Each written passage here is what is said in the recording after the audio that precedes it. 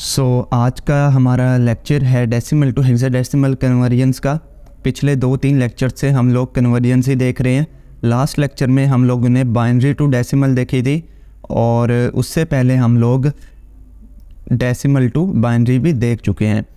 तो अब हमारा है डेसिमल टू हेक्साडेसिमल, यानी कि आपको डेसिमल में नंबर गिवन होगा और आपको हेक्साडेसिमल में उसको कन्वर्ट करना है। तो उसको कन्वर्ट करने के भी आपके पास 3 से 4 स्टेप्स हैं। सबसे पहले तो आपने जो भी नंबर आपको दिया गया होगा उसको डिवाइड कर देना है 16 से। अच्छा, ये पूरा जो प्रोसेस है ये मिलता जुलता है बिल्कुल। अगर आपको याद हो डेसिमल से बाइनरी में जब हम जा रहे थे, पहले हमारी जो कन्वर्जन थी डेसिमल टू बाइनरी, बिल्कुल उसी से मिलती जुलती इसकी भी कन्वर्जन है। वहाँ पर हम लोग 2 से डिवाइड करते थे, बस फ़र्क यहाँ पर ये है कि यहाँ हम 16 से डिवाइड करेंगे। 16 से डिवाइड करने के बाद हम लोगों ने कोशेंट और रिमाइंडर को लिख लेना है और ये प्रोसेस उस वक्त तक करना है जब तक कि हमारा कोशेंट 0 ना आ जाए। जब हमारा कोशेंट 0 आ जाएगा तब हम स्टॉप हो जाएंगे और उसके बाद हम लोग जितने भी रिमाइंडर उसके आए होंगे सारों को रिवर्स ऑर्डर में लिख लेंगे और वो जो है हमारा हेक्साडेसिमल नंबर बन जाएगा। तो यहाँ मेरे पास एक एग्ज़ाम्पल है 180, कहता है कि कन्वर्ट करो 185 बेस 10 टू हेक्साडेसिमल। आपके पास 185 गिवन है और आपको कन्वर्ट करना है इसको हेक्साडेसिमल में। तो आप ये किस तरह से करेंगे? सबसे पहले तो हमने यहाँ पर इस नंबर को लिख लेना है और इसको डिवाइड करना है, क्योंकि तो यहाँ आ जाएगा 185 को लिखने के बाद हम लोगों ने डिवाइड किससे करना है? इसको 16 से डिवाइड करना है। 16 तो हमारे पास आ जाएगा 16 1 ज़ार 16 और 18 में से 16 गए कितना बचता है? 2 जो है वो इसके साथ चला जाएगा कैरी, तो ये हो जाएगा 25 और फिर से 16 1 ज़ार 16 और 25 में से अगर 16 माइनस करें तो हमारे पास बचता है 9। ठीक है, तो आई होप आपको ये वाली स्टेप तो समझ आ गई होगी। नहीं समझ आई तो ये एक दफ़ा मैं फिर आपको करके दिखा रहा हूँ डिवाइड। ये इस तरह से होता है कि जो 185 है, ये जो भी नंबर है उसको डिवाइड किया जाता है हमने इस बेस के साथ। तो हम 16 से डिवाइड कर रहे हैं तो 16 को यहाँ लिखेंगे। यहाँ हम लिख देंगे 176। इससे ज़्यादा अगर हम 16 12 से करें तो वो नंबर 185 से बढ़ जाता है। तो यहाँ तक करने के बाद नीचे देखें रिमाइंडर कितना बचा है? 185 में से 176 माइनस करेंगे तो आपके पास 9 बचता है। तो 9 ये जो रिमाइंडर है ये हम यहाँ पर लिखते हैं और कोशेंट जो है वो हम यहाँ लिखते हैं। अगेन अब देखें, अब ये मज़ीद डिवाइड हो ही नहीं सकता, तो हमने इसको रिवर्स में लिखना है। अगर यहाँ हम एक और स्टेप करना चाहें तो वो इस तरह से होता है कि 16 को 0 से जब हम मल्टीप्लाई करेंगे तो 16 0 ज़ार 0, सो 16 0 ज़ार 0 और रिमाइंडर जो है वो हमारा बच जाएगा 11, राइट। अब हमने इसको रिवर्स ऑर्डर में लिख देना है, तो 11 के बाद आ जाएगा 9। हाँ जी, क्या ये आंसर ठीक है? नहीं, ये आंसर ठीक नहीं है, क्योंकि हम लोगों ने देखा था कि हेक्साडेसिमल नंबर सिस्टम में 0 to 9 तो हम डिजिट से रिप्रेजेंट करते हैं, लेकिन 10 से लेके 15 तक हमारे लिए अल्फ़ाबेट हैं। 10 के लिए अल्फ़ाबेट इस्तेमाल होता है A, 11 के लिए B। तो यहाँ पर देखें मेरा रिमाइंडर 11 बचा हुआ है, तो ये किसके इक्वल होता है? 11 इक्वल होता है हेक्साडेसिमल में B के इक्वल। तो ये हमने पहले लेक्चर में टाइप्स ऑफ नंबर सिस्टम में भी देखा था।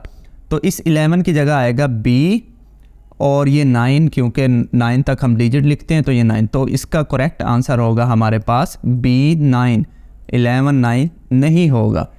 क्लियर जी? तो इस तरह से कन्वर्ट किया जाता है डेसिमल टू हेक्साडेसिमल। अब मैं आपको एक और एग्जांपल करवा देता हूँ और उसके बाद मैं आपसे एक क्विज़ भी लेता हूँ।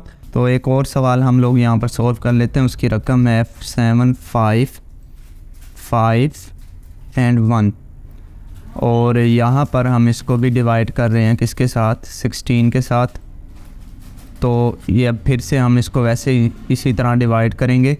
अंदर आ जाएगा 7 5 5 1, तो ये हो जाता है 16। तो इसको भी हम बिल्कुल इसी तरह 16 4 ज़ार जो होता है वो होता है 64। 74 में से 64 के कितना बचता है? 11 और यहाँ से 5 हम नीचे उतारे तो कितना बचेगा? तो कितना हो जाएगा? 1115 और सॉरी यहाँ लाइन आ गई।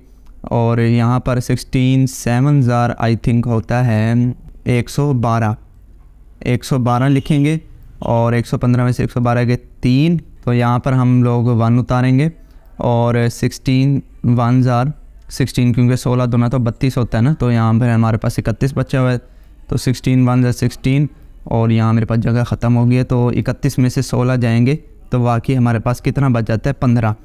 तो ये मैं 15 यहाँ लिख लेता हूँ और यहाँ देखा, अब देखिए क्वोशंट हमारा आ गया 47, तो 47 मैंने यहाँ लिख दिया और रिमाइंडर हमारे पास कितना आ गया 15। और 15 किसके इक्वल होता है बच्चों? ई के इक्वल होता है।